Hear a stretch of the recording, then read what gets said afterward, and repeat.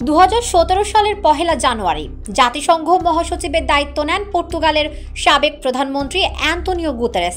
সে বছরই আগস্ট মাসে মিয়ানমারের রাখাইন রাজ্যে রোহিঙ্গা মুসলিম নিধন শুরু করে দেশটির সরকারি বাহিনী। প্রাণ বাঁচাতে মাত্র কয়েকদিনে সীমান্ত পাড়ি দিয়ে বাংলাদেশে আশ্রয় নেয় 7 লাখ রোহিঙ্গা। সে সময় মিয়ানমার বাহিনীর মুসলিম নিধনের নিন্দা জানিয়ে আন্তর্জাতিক সম্প্রদায়কে এর বিরুদ্ধে সোচ্চার হতে বলেছিলেন অ্যান্তোনিও গুতেরেস। তবে জাতিসংঘ মহাসচিবের সেই কঠোর বিবৃতিতেও বাংলাদেশে রোহিঙ্গাদের ঢল থামেনি, বরং বিশ্বের সবচেয়ে বড় শরণার্থী ক্যাম্প গড়ে ওঠে বাংলাদেশের কক্সবাজারে। 2018 সালের জুলাই মাসে বাংলাদেশ সফর করেন অ্যান্তোনিও গুতেরেস। তার সঙ্গে ছিলেন বিশ্ব ব্যাংক প্রেসিডেন্ট জি মিয়ং কিম। তখনকার প্রধানমন্ত্রী শেখ হাসিনার সঙ্গে দেখা করে রোহিঙ্গাদের বাংলাদেশে আশ্রয় দেওয়ার ঔদার্যের প্রশংসা করেছিলেন তারা। জাতিসংঘ মহাসচিব অ্যান্তোনিও গুতেরেস এবং বিশ্ব ব্যাংক প্রেসিডেন্ট জি মিয়ং কিম দুজনেই তখন কক্সবাজারে রোহিঙ্গা ক্যাম্পে গেছেন, রোহিঙ্গাদের সাথে কথা বলেছেন। তখনও রোহিঙ্গা সমস্যার সমাধানে আরও বেশি সক্রিয় হতে আন্তর্জাতিক সম্প্রদায়ের প্রতি আহ্বান জানিয়েছেন।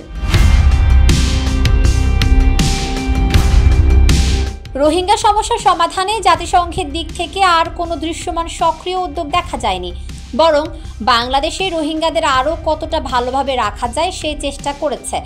রোহিঙ্গাদের বসবাস ও ভরণ পোষণের জন্য খরচ জোগাড় করেছে উদ্বাস্তু বিষয়ক জাতিসংঘ হাই কমিশন। আর রোহিঙ্গা সমস্যার সমাধানের বিষয়টি কার্যত ছেড়ে দিয়েছে বাংলাদেশ ও মিয়ানমারের উপর।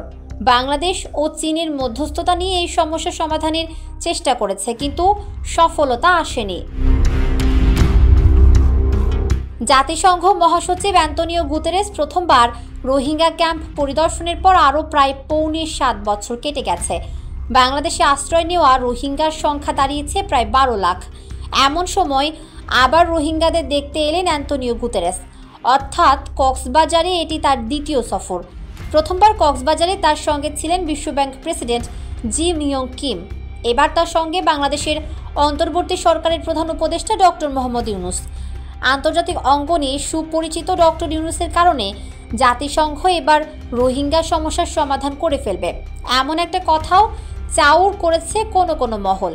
ডক্টর মোহাম্মদ ইউনূসও তার বক্তৃতায় অ্যান্তোনিও গুতেরেস মিয়ানমারের রাখাইনে গিয়ে রোহিঙ্গাদের সাথে ইফতার করতে পারেন এমন প্রত্যাশার কথা শুনিয়েছেন। কিন্তু অ্যান্তোনিও গুতেরেস তার বক্তৃতায় শুনিয়েছেন হতাশার কথা। বলেছেন, এখন যারা ক্যাম্পে আছেন তাদের জীবন আগামীতে আরও কঠিন হয়ে উঠতে পারে, কারণ রোহিঙ্গাদের জন্য আন্তর্জাতিক সম্প্রদায় থেকে পাওয়া দান খয়রাত কমে এসেছে।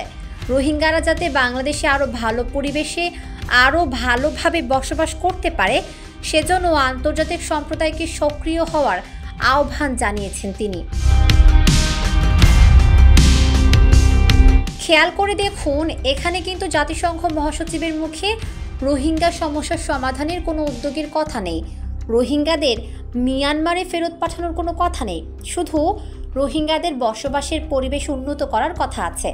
এর অর্থ রোহিঙ্গারা বাংলাদেশেই থাকছে ধরে নিয়ে এখানেই তাদের জন্য আরও একটু উন্নত জীবনযাপনের ব্যবস্থা করা।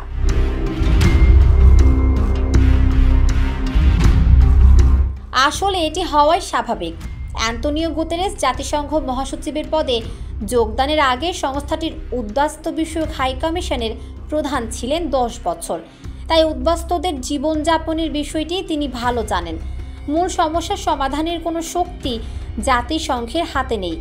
তাই এ নিয়ে আন্তর্জাতিক সম্প্রদায়ের প্রতি আহ্বান জানানো ছাড়া সংস্থাটির মহাসচিবের আর কিছু করারও নেই। আগে রোহিঙ্গা সমস্যার সমাধানের মূল পক্ষ ছিল মিয়ানমার সরকার, এখন রাখাইন রাজ্যটি তাদের প্রায় হাতছাড়া। সেখানে ঘাঁটি গেড়ে বসেছে আরাকান আর্মি। বৌদ্ধদের নিয়ে গঠিত আরাকান আর্মি ও রোহিঙ্গা বিদ্বেষী। তাই এই সমস্যার সমাধান এখন আরও কঠিন।